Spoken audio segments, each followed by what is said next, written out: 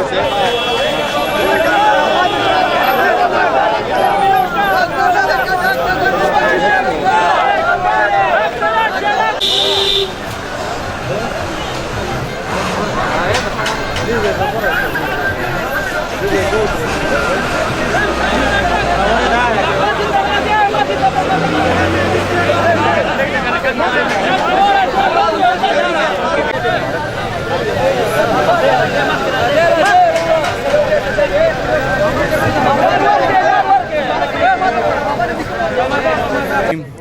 د ټولو نه مخکې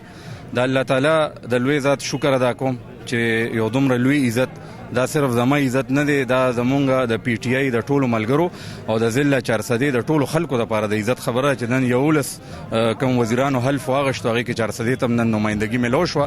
زه د لیډرشپ چې کوم د پی ټی آی لیډرشپ دی، که هغه د 400 دی، که هغه د صوبې دی، که هغه مرکزي دی، د هغې هم شکریا ادا کوم چې ما باندې دومره غټ اعتماد وکړ او ما له دا څوکۍ راکړله. خپلو ورکرانو او هغه خلکو چې مونږ سره په الیکشن کې منډې والي دي، قربانیانې ورکړي دي، دا نننۍ ورځ زه هغوی ته ډیډیکیټ کوم. دا د هغوی ورځ ده، ځکه چې دا د هغوی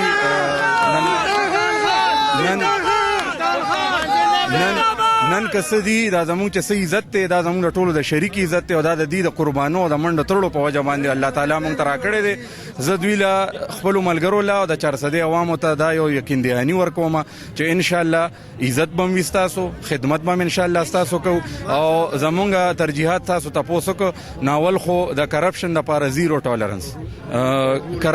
کرپشن به بالکل موږ نه برداشت کوو. دویمه خبره ده چې رول آف لا به یعنی د قانون بالادستي به وي د هر چا دپاره به، کاغه غریب دی او کا مالدار دی او کاغه کمزور دی او کاغه مضبوط دی، د قانون به هر چا لپاره ان شاء الله یو شانتی وي. زموږ ترجیحاتو کې ان شاء الله په میرټ باندې په روزګار ان شاء الله ورکو. زموږ په ترجیحاتو کې ان شاء الله چې کم د 400 کې د روزګار غټه مسله ده د ځوانانو، دا زما وعده ده چې زه به د خپلو مشرانو سره نور خپل ایم پی ای صاحبان چې کم څلور زموږ نور ایم پی ایز دي، دوه زموږ ایم ان ایز دي، فضل محمد خان زموږ مرکزي مشر هم دی، ان شاء الله دوی سره به د ټیم په شکل کې موږ به 400 ته په میرټ باندې به ان شاء الله روزګار وروړو. د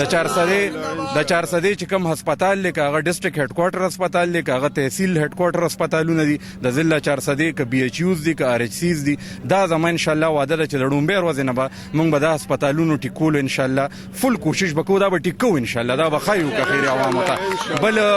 بل چې کم د لوډ شیډینګ مسله ده، ما ته پته ده، موږ په خپل هم دا محسوسو ډېره غټه مسله ده، خو شکر الحمدلله اوس وفاقي حکومت هم زموږ په لاس کې دی، عمران خان صاحب وزیر اعظم دی، زموږ وفاق کې هم زموږ حکومت دی، دا زموږ د ضلع 400 خلکو سره دا وعده ده که خیري اوس موږ ته موقع ملو شوه دا لوډ شیډینګ به که خیري ختمو، د بجلۍ دا مسله به ان شاء الله ټیکو که خیري. زه دې وخت کې دا هم ویل غواړم چې موږ ته اوس موقع ملو شوه، نو سیاسي مخالفینو ته هم دا خواست کوم چې اوس پی ټی آی ته موقع ملو شوې ده، یو څو ورځې اوس لږ انتظار وکړئ. عوامو په موږ باندې په پی ټی آی باندې اعتماد کړی دی او موږ به راته ښایو تاسو په اویو کالو کې ټیک نه کړل، موږ به راته انشاءالله ښایو چې په دې 15 کالو دور کې الله تعالی دې موږ له توفیق او طاقت راکړي، دا به ورته ښایو چې دا سیسټم به انشاءالله موږ ټیک کوو. د دې نه علاوه په تعلیم باندې به انشاءالله زور وروړو، انشاءالله عزت به ورکوو او څنګه چې عمران خان صاحب هغه رزویلي دي، کم چې کمزور طبقې دي، چې کم کونډې دي، کم یتیمان دي، کم چې د معاشرې غریب خلک دي، ان شاء الله ویله به عزت ورکو. سرکاري افسرانو ته هم زه دا ویل غواړم، بالکل واضح ډایرکشنز دي، دا د وزیر اعلی صاحب د اړخ نه هم دي، زموږ اړخ نه هم دي، د عمران خان صاحب اړخ نه هم دي، چې غریب ته به او د دې علاقې اوسیدونکو ته به سرکاري دفتر کې مونږ یو ډومبې زمونږ اولنې به دا ډایرکشن دی چې سرکاري افسر به د علاقې غریب ته به عزت ورکړي، دا زمونږ اولنې ډایرکشن دی. کل تاسو به وینئ په ډومبې 100 ورځو کې چې څنګه عمران خان ویلي 100 ورځو زمونږ پلان دی، 100 ډیز پلان چې څه ته وایي. ما ته که دا وزارت ملو شوی دی نو دا زما تاسو سره وعده ده انشاءالله خپل د میډیا ملګرو په ترو باندې چې کوم کیسونه چې 13 کاله او 50 کاله چلیږي داسې ترمیمونه به راولو او زما اراده هم دا ده چې چیف جسټس پېښور های کورټ سره به ورځ دوه کې زه ملاقات کوم چې زه کله چارج دفتر کې خپل سنبال کم هغې سره به زه ملاقات کوم او انشاءالله فوري انصاف او ټیک ټاک انصاف به ان شاء الله دا مونږ انشور کوو. کم چې د انساني حقوقو ما سره اداره ده ان شاء الله انساني حقوقو به ان شاء الله په پوره صوبه کې او خاص کر تاسو وګورئ د فاټا چې مخکې کومه فاټا و اوس د صوبې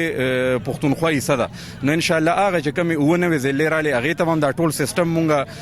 وروړاندې کوو. دا مې خلکو سره او عوامو سره مې د صوبې خلکو سره خاص کر ضلع چارسدي خلکو سره مې دا وعده ده چې فوري انصاف د چیف جسټس صاحب سره ملاقات نه پسته موږ داسې سیستم جوړو چې فوري انصاف ملاويږي باغی کې چاته مشکلات نه وي خاص کر کمزوري طبقه ته چې پکې ان شاء الله عدالت کې څه مشکلات نه وي دا به زموږ په دې باندې فوکس وي.